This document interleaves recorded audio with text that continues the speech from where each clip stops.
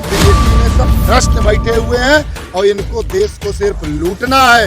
देश का मुद्दा हो, महंगाई का मुद्दा हो, बेरोजगारी का मुद्दा हो, वहाँ प्रधानमंत्री मोदी जी के मुंह पे चैन लग जाता है, सिल दिया जाता है कि मोदी जी आप मत बोलो। जब 450 रुपये का सिलेंडर मिलता था और एक बार प्याज का रेट बढ़ गया था, स्मृति ईरानी प्याज का माला पहन के दिल्ली के सड़कों पे नाचा करती थी और वो सिलेंडर रानी कही जाती थी। प्रहलाद मोदी पंडित धीरेन्द्र शर्मा शास्त्री के पास जाकर पर्चियां निकलवा रहे हैं।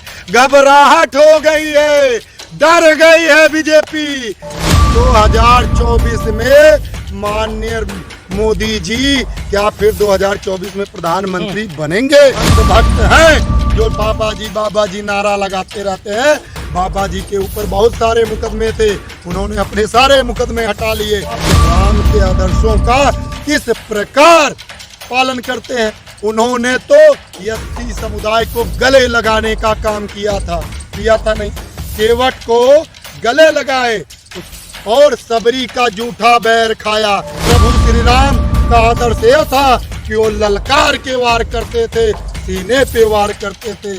आप तो पीठ पीछे अपने पोषित गुंडों से गोलियां चलवा रहे हैं महाराज जी। यही राम राज्य है, यही राम का आदर्श है।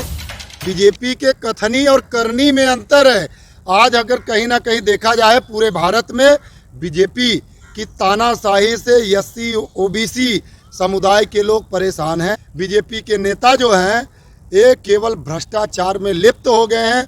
अभी तो एक सोशल मीडिया पे भी देखने को मिल रहा है वॉशिंग पाउडर निर्मा, ठीक है। तो आज बीजेपी में ये आह्वान किया जा रहा है कि कोई भी हो सबका वेलकम है, सबका वेलकम है, क्योंकि बीजेपी में सब भ्रष्ट बैठे हुए हैं और इनको देश को सिर्फ लूटना है।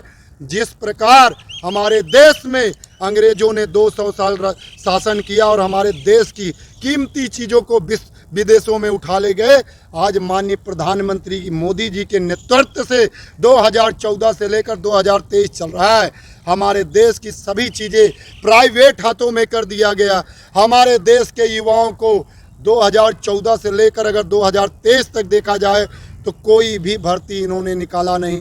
अगर विद्यालय देख लिया जाए, यूनिवर्सिटियां जो थी, मेडिकल कॉलेज जो थे, आज इनकी केवल पेपरों में और मीडिया में बने जरूर हैं, लेकिन अगर जमीनी स्तर पर देख लिया जाए तो एक भी मेडिकल दलितों की बात कर रहे हैं आप, आदिवासियों की बात कर रहे हैं। राष्ट्रपति द्रौपदी मुर्मू भी तो उसी पार्टी में हैं।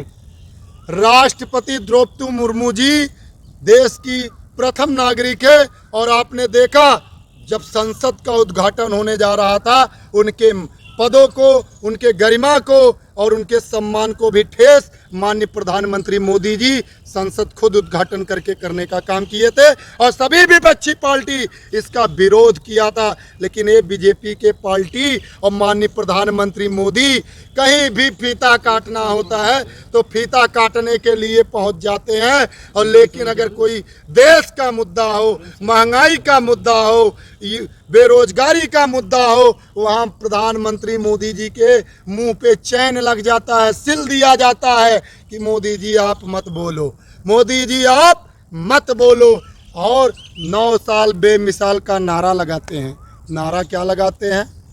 नारा तो ऐसे लगाना चाहिए, 9 साल बेमिसाल, मित्र हुए मालामाल, बैंकों को लगा सबसे ज़्यादा चूना और आम जनता के ऊपर टैक्स लगा दूना और आम जनता को 5 किलो राशन तक ले आके डाला।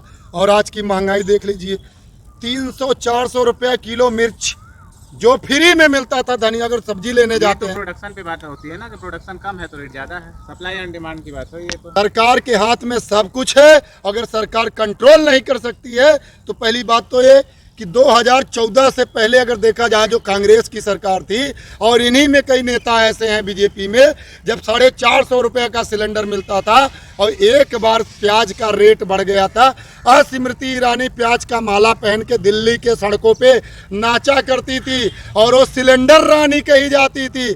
लेकिन आज बीजेपी के नेता लोग क्यों नहीं महंगाई पे बात कर रहे हैं? क्या और देश की युवा जो है हमारी बेरोजगार है।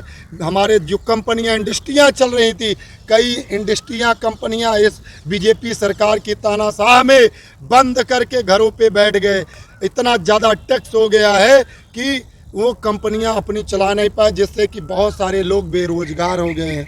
और बहुत सारे मेरे भाई बहन हैं जो अन्य राज्यों में जाके काम कर रहे हैं। 24-24 घंटा मैं सुनता हूं, मैं गया तो उनसे बातें किया तो पता लगा 24-24 घंटा वो मेहनत करते हैं, तब कहीं अपने परिवार का भरण पोषण कर अच्छा पाते कुलदीप हैं। जी, एक बात बताइए, ये हमेशा बीजेपी की सरकार में ही ऐसा क्यों शोषण होता है? दलितों पे, अल्पसंख्यकों पे, तमाम जो मुद्दे आते हैं बीजेपी की जहाँ जहाँ सरकार है उन्हीं पे क्यों होता है? अभी पीछे एक स्वामी प्रसाद मौर्य जी ने एक प्रकरण उठाया था, उस पे आप सब शायद भूल गए। ढोल गवार शूद्र नारी सदा ताड़न के अधिकारी, और इनका विचारधारा बीजेपी का यही है। ये मनुवादी सोच विचारा इनके अंदर है, और ये हमेशा एससी ओबीसी के ऊपर प्रहार करते हैं और करते रहेंगे। और हिंदुस्तान की जनता इनके प्रहार का जवाब 2024 में देगी, और प्रधानमंत्री मोदी जी को ये पता चल गया है।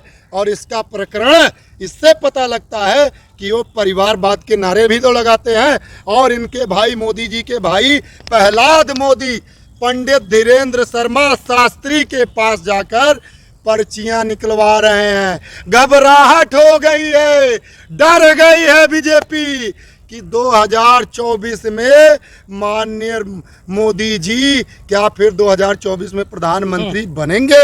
ये बीजेपी के लोग डर गए हैं, और ये आए दिन कोई ना कोई प्रकरण, कोई ना कोई मुद्दा ये उठा के रखेंगे, ताकि विपक्ष पार्टी इनसे कोई प्रश्न ना कर पाए। आप कभी भी देखिए नेशनल मीडिया पे कोई भी प्रवक्ता होगा, बोलेंगे शौचालय बनवाया। अरे शौचालय में भी आपने घपला किया, उसको भी आपने नहीं छोड़ा। जो आम जनता के लिए मोदी जी ने बोला था, उसको भी इन्होंने, उसमें भी घपला करने से बीजेपी के नेता कभी पीछे नहीं हटे।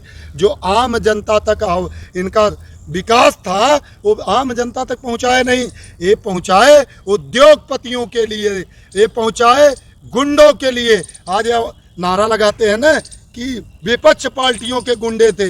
मैं उत्तर प्रदेश के योगी आदित्यनाथ महाराज जी से पूछना चाहता हूं, मेरा प्रश्न है कि जब सारे गुंडे उत्तर प्रदेश के भाग खड़े हुए, आप मीडिया के पत्रकार भाई, मुझे कोई भी पत्रकार ये बता दे किसी राज्य में 29 राज्य हैं, 28 उत्तर प्रदेश छोड़कर 28 राज्यों के बता दे कि पुलिस प्रोटेक्शन के बीच में किसी का हत्या हुआ, कोर्ट के अंदर किसी को मार के किसी ने गोली चलाई हो, हुआ कहीं? ये खुद बीजेपी के पोषित गुंडे हैं। ये हिंदुस्तान की जनता को समझना चाहिए।